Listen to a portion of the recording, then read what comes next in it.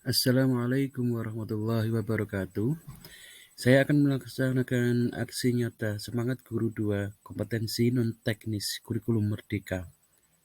Nama saya Dul Muiz, SMP Negeri 22 Semarang. Video 3 tips meningkatkan kreativitas dan inovasi. Tujuan video ini dibuat dengan tujuan sebagai aksi nyata pelatihan mandiri topik Semangat Guru 2 Kompetensi Non-Teknis Kurikulum Merdeka. Tujuannya adalah bagaimana agar siswa lebih kreatif dan inovatif dalam pembelajaran. Oke, kita akan bahas yaitu kreativitas. Kreativitas adalah proses berpikir yang berpindah-pindah dari berpikir secara divergen kepada berpikir secara konvergen. Berpikir divergen adalah kemampuan untuk memunculkan beragam alternatif dalam pemecahan masalah. Sedangkan berpikir konvergen adalah proses berpikir yang memunculkan suatu solusi terhadap suatu masalah. Lalu bagaimana membantu peserta didik untuk melatih berpikir kreatif di kelas? 1. Menggunakan kemampuan bertanya dan berpikir. 2. Belajar disiplin dengan mengatur waktu yang baik. 3. Memiliki kemampuan untuk memecahkan masalah. Kita bahas yang nomor 1, yaitu menggunakan kemampuan untuk berusaha, bertanya, dan berpikir. Belajar dilandasi niat ikhlas akan memunculkan keinginan berusaha yang maksimal, akan muncul pribadi aktif, kreatif, dan berprestasi. Yang kedua, belajar disiplin mengatur waktu dengan baik, dengan memanajemen waktu dalam belajar, organisasi, bermain, ataupun membantu orang tua. Yang ketiga, memiliki kemampuan memecahkan masalah. Siswa aktif dan kreatif akan mudah memecahkan masalah yang dihadapi. Memecahkan masalah sederhana adalah salah satu contoh siswa yang kreatif. Oke, 3 tips meningkatkan kreativitas peserta didik dalam kegiatan pembelajaran. 1. Dorongan peserta didik pada situasi pro kontra, yaitu di saat peserta didik mengungkapkan setuju atau tidak setuju terhadap suatu hal adalah wujud dari berpikir kritis. Bisa mengkritik pemerintah dalam hal apa? Contoh. Pemerintahan?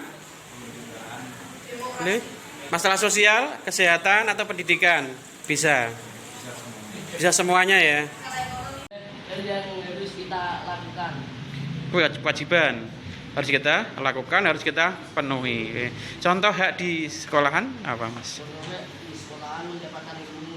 Mendapatkan ilmu, terus mendapatkan aktivitas belajar. Oke, kewajiban sekolah menaati tata tertib sekolahan. Oke. Apa lagi? Ada lagi?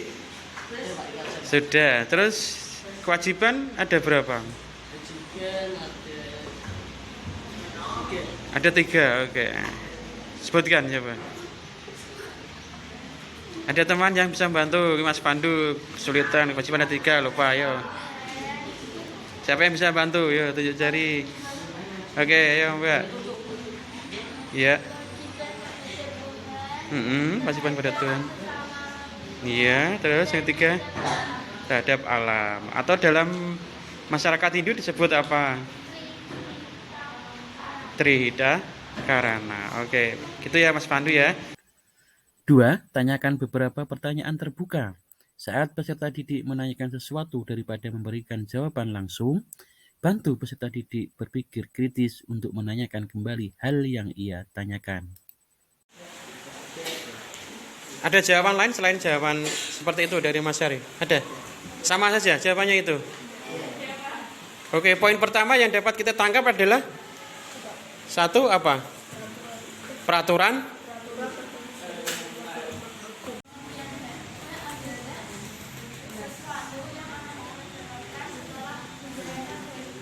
Iya.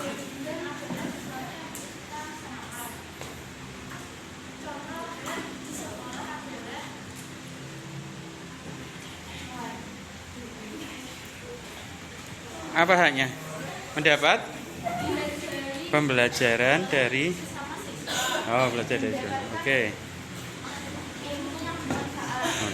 Terus ke kewajiban sekarang.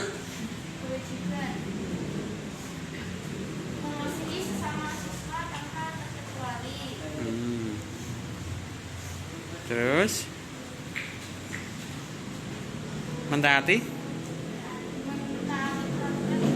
peraturan sekolah. 3. Tahan diri untuk tidak mengintervensi. Ketika sedang berdiskusi lewat serangkaian pertanyaan pada peserta didik, hendaknya menahan diri untuk mengintervensi. Kewajiban adalah suatu tindakan yang harus dilaksanakan. Oke, dapat bantuan dari teman. Selanjutnya, contoh kewajiban. Ya. Terus kewajiban ada berapa macam? Ada berapa? Tahu? Ada 3. Bisa menyebutkan, Mbak? Dibantu teman siapa yang bisa? Oke, 3. Kita karena dalam masyarakat Hindu. 1. Hubungan atau kewajiban kepada Tuhan yang Maha Esa. 2. Pada sama manusia. Oke, 3. Pada Allah.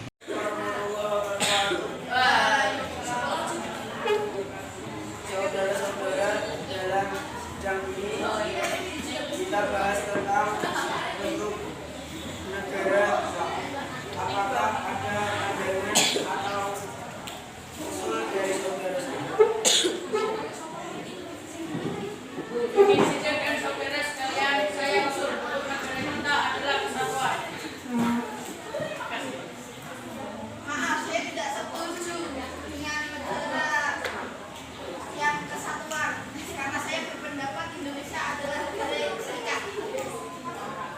Dapat dari anggota sidang, dari asli, dari usul Pak Supomo dan bagaimana Setuju. para anggota setuju dengan Pak Supomo atau Mohata? Mohata. Pendapat dari saudara-saudara tentang yang diusulkan dari Pak Supomo. Apakah ada yang setuju? Adakah yang setuju? Silakan Pak Yamin.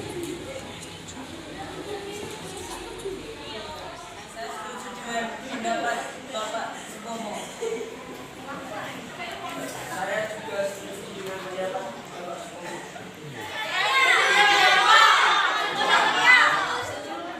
Yang diusulkan dengan Bapak Supomo. Tepuk tangan.